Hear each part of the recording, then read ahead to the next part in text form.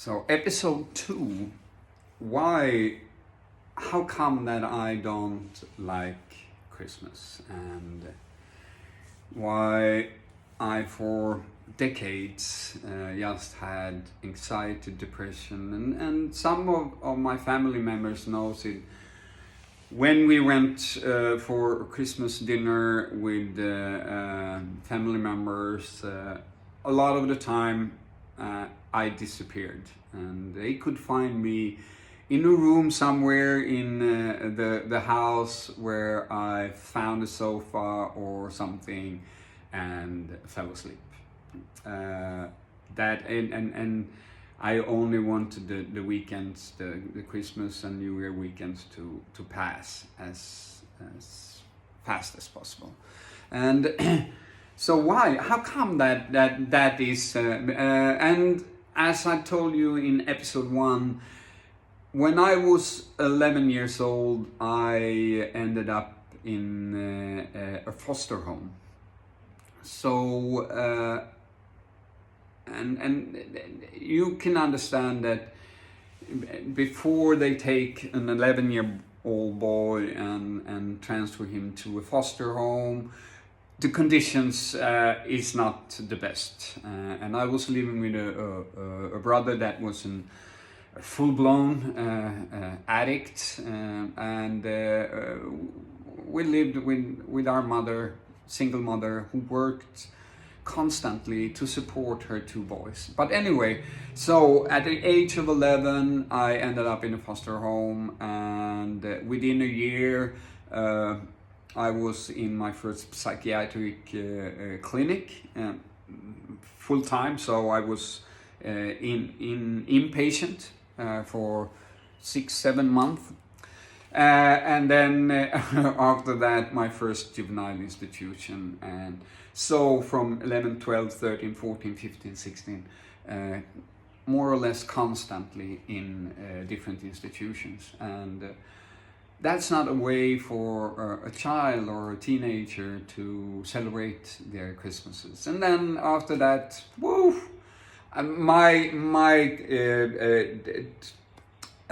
profession was, I started my criminal education early on there, especially in the juvenile institutions. And I have a lot to say about that. I would challenge the Swedish system in that they still do the same thing that they did for me back then, and putting us in a closed up institution, put 10, 12, 15 young boys taking directly from the streets in there by law, so they are in a lockdown unit.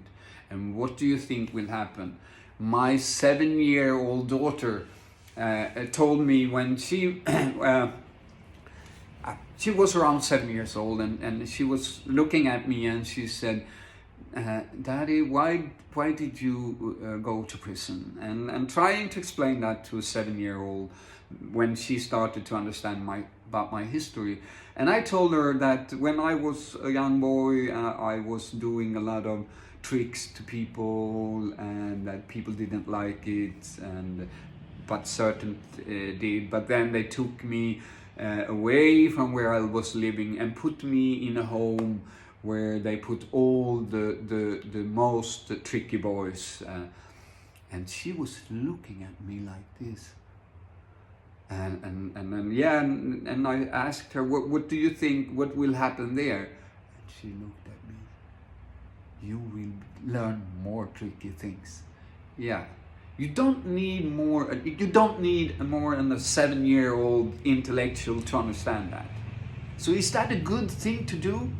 If we spend the most expensive beds for troubled children in Sweden, in lockdown units, and we know the end results of it, right?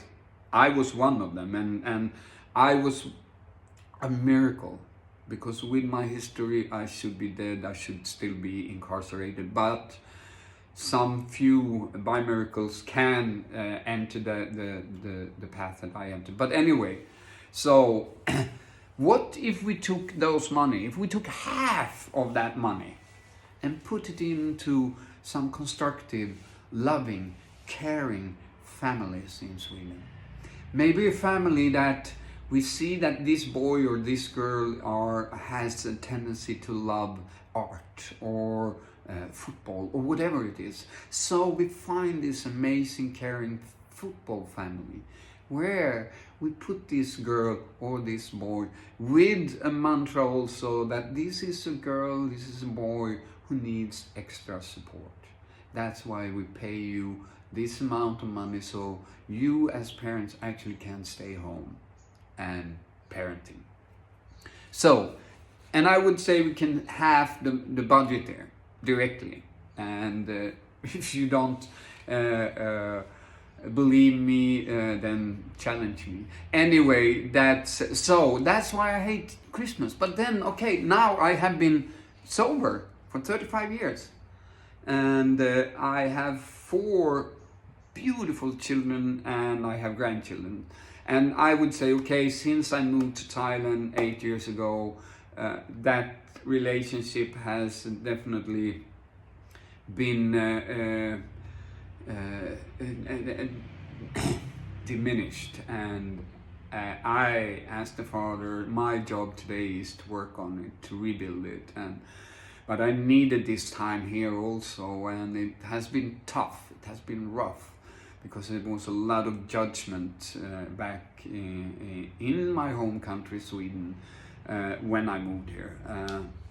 But anyway, so in my sobriety then, for 35 years, then starting to coming into a tradition that others had, outside of institutions at the age of 26, and facing the shame, the guilt that I had for my years of addiction and criminal behavior and what just disassociated me from a normal life.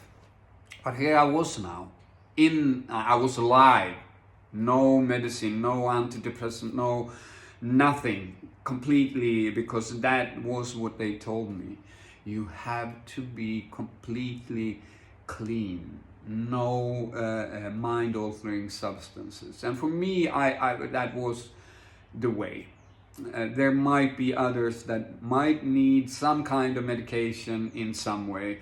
And facing life without medication, that was not an easy... Trust me, it was painful. It was embarrassing. It was like, and then facing all that embarrassment and all the shame that also came in recovery with failing to be a partner, failing to be a friend, failing to be a co-partner, a co-worker, failing to be a father, and all of that.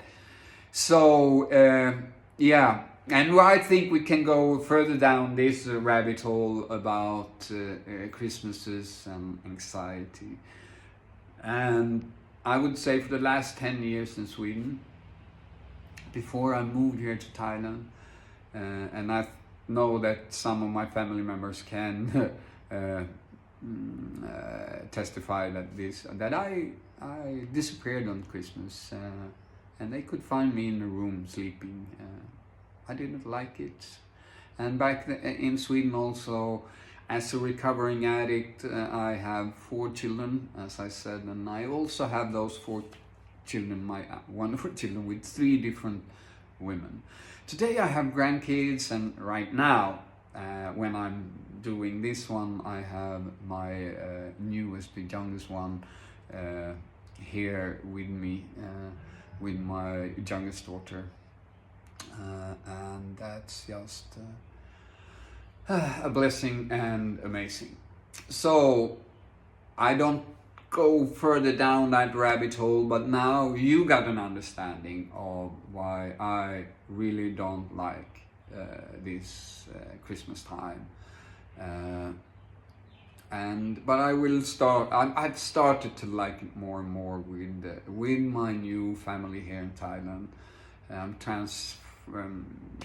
doing this in Phuket, close to Bang Tao Beach, where I live, and yeah, celebrating Christmas with 35 degrees plus. It's also something that I've done now for 8 years, and I also love that very much.